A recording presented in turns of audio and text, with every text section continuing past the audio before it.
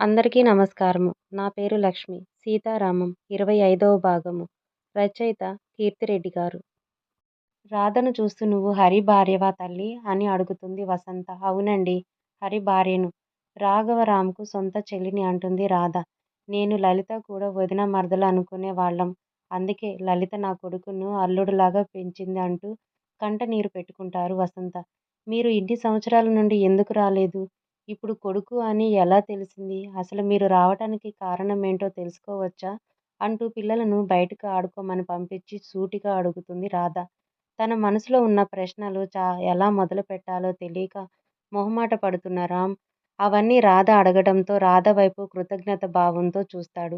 హరికి కూడా అవే ప్రశ్నలు మదిలో మెదులుతుంటే ఏం జరిగిందో తెలుసుకోవాలని ముగ్గురు ఆతృతగా వసంత వైపు చూస్తూ ఉంటారు. ఆమె సమాధానం కోసం. తను కాదు నేను చెప్తాను అని అంటారు మోహన్ గారు. గతానికి చెప్పటానికి సిద్ధమవుతారు. నాకు 24 వయసు ఉన్నప్పుడు నేను, మా చెల్లి వసంత మా అమ్మతో కలిసి ఇక్కడే విశాఖపట్నంలో ఉండేవాళ్ళం. నా ఫ్రెండ్ ఇప్పుడు మినిస్టర్ జేవియర్ గారు. ఇంజనీరింగ్ కంప్లీట్ చేసి జాబ్ కోసం వెతుక్కుంటూ నేను జేవియర్కు కూడా ఇక్కడే జాబ్ చెయ్యాలి, ఇక్కడే ఉండాలి అని ఆశ. కానీ వాళ్ళది పొలిటికల్గా పలుకుబడి ఉన్న పెద్ద ఫ్యామిలీ. నా సహవాసం వల్లే ఇలా ఆలోచిస్తున్నాడని అతడికి తెలియకుండా అతడి పై చదువుల కోసం బయట దేశానికి పంపటానికి సిద్ధం చేశారు. కానీ తాను వెళ్ళను అని మొండికెత్తుతున్నాడు. అది వాళ్ళ ఫ్యామిలీకి కోపం తెప్పించింది. అయితే నాకు అప్పటి వరకు తెలియని విషయం ఏంటంటే నా చెల్లి వసంత నా ప్రాణ స్నేహితుడు ఒకరిని ఒకరు ఇష్టపడ్డారు. అందుకే అతను దూరం వెళ్ళటానికి ఇష్టపడలేదు. వసంత మా కాలేజ్లోనే చదివేది. మాతో పాటు ఉండేది. మాకెప్పుడు అనుమానం కూడా రాలేదు. కానీ జేవియర్ వాళ్ళ ఫ్యామిలీకి ఈ విషయం తెలిసింది. అతను వసంత కోసమే దూరం వెళ్ళట్లేదు అని మా పైన కోపం పెంచుకున్నారు. మా చెల్లి పైన జస్ట్ అట్రాక్షన్ అని అనుకున్నారు. మా నాన్నగారు కరెంట్ డిపార్ట్మెంట్లో పనిచేసేవారు. ఒకసారి పనిచేస్తుండగా షాక్ తగిలి చనిపోయారు. మా అమ్మకు వచ్చే పెన్షన్‌తో మేం ముగ్గురం బ్రతికేవాళ్ళం. దాంతో వాళ్లకు మేమంటే చిన్నచూపు. జేవియర్ నేను పెళ్లంటూ చేసుకుంటే వసంతనే చేసుకుంటాను అని మొండిగా చెప్పటంతో వాళ్ళ చూపు మా పైన పడింది. ఒకరోజు అర్ధరాత్రి కొంతమంది దుండగులు మా ఇంటిపైకి వచ్చారు. మా అమ్మ స్వతహా భయస్తురాలు. వాళ్ళని చూసి ఆమె భయపడిపోయింది. ఊరు విడిచి వెళ్ళిపోకపోతే నీ ఇద్దరు పిల్లలను చంపేస్తాము అని బెదిరించారు. మా అమ్మకు విషయం అర్థం కాలేదు.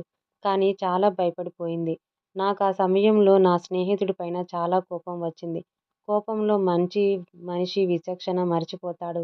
అదే నా విషయంలో కూడా జరిగింది. నేను మా ఇల్లు అన్నీ వదిలేసి చెల్లి చదువు కూడా మధ్యలో ఆపించేసి కొద్ది డబ్బులతో హైదరాబాద్‌లో ప్రయాణం అయ్యాము. హైదరాబాద్‌కు వచ్చిన కొద్ది రోజుల్లోనే మా అమ్మ దిగులుతో చనిపోయింది. నేను మా చెల్లి ఒంటరి వాళ్ళం అయ్యాము. కొద్ది రోజుల్లోనే మరే షాక్ నాకు. నా చెల్లి ప్రెగ్నెంట్ అని చెప్పింది.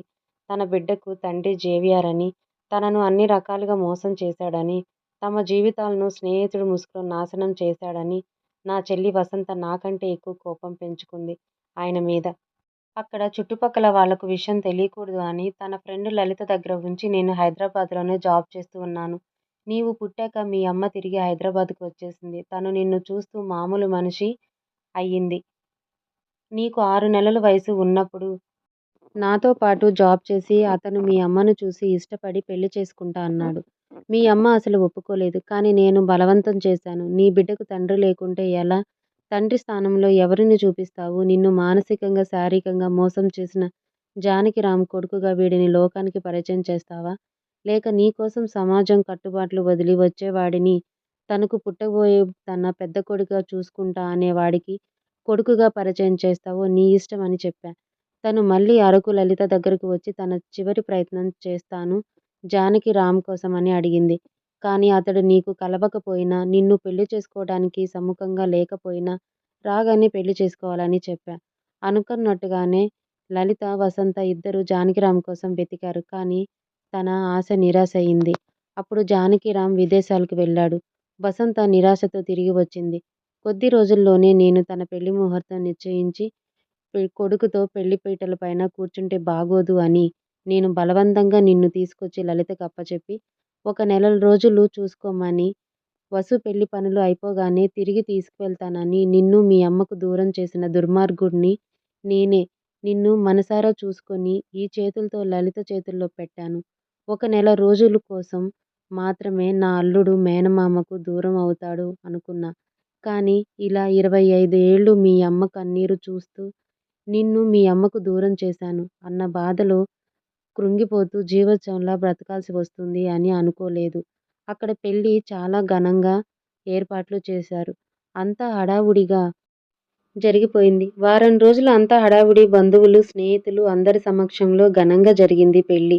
నిన్ను దూరంగా పెట్టినందుకు మీ అమ్మ ఏడుస్తూనే పెళ్లి చేసుకుంది. అది చూసి నా కొలీగ్ కూడా బాధపడ్డాడు.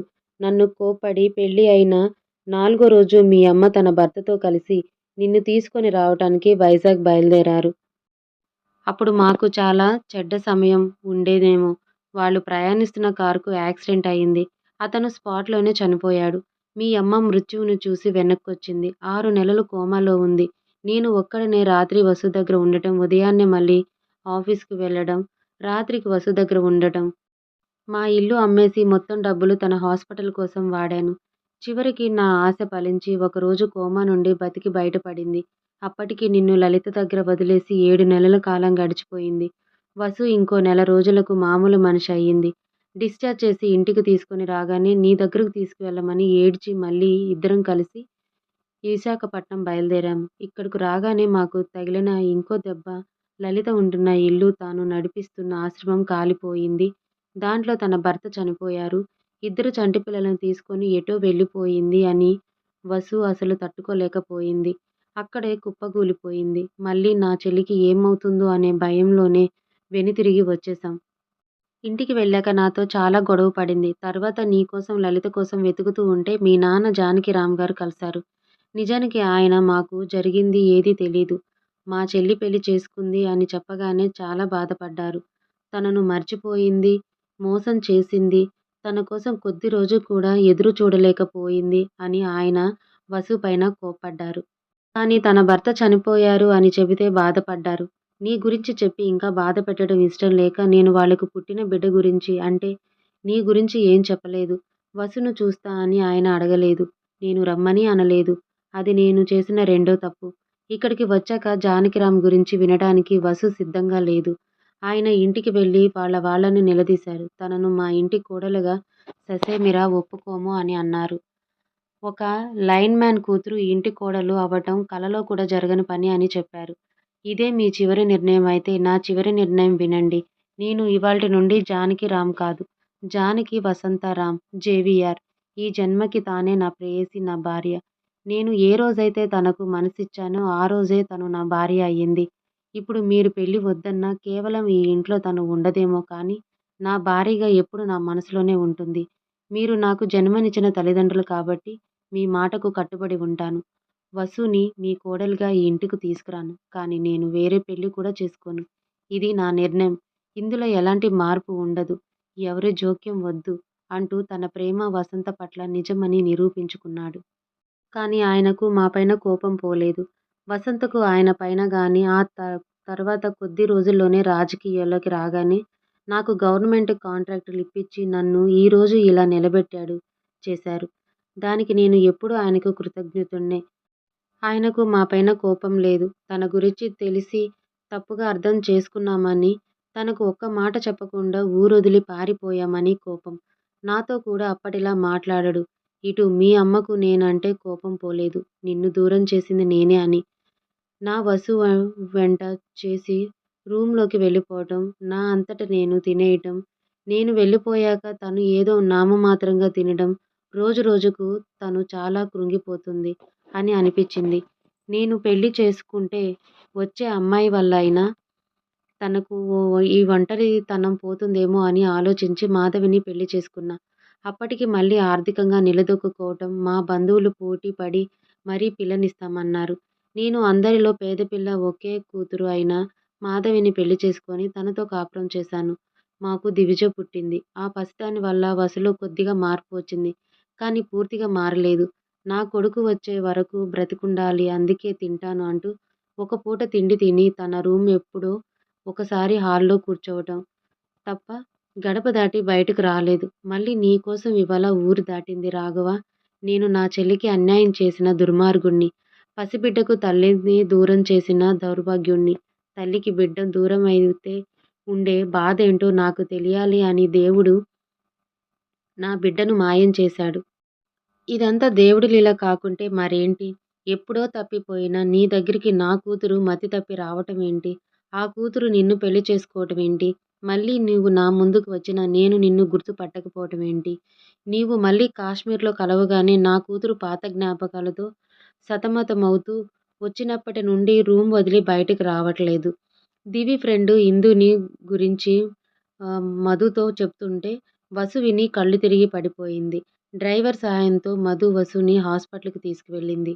నాకు కాల్ చేసింది.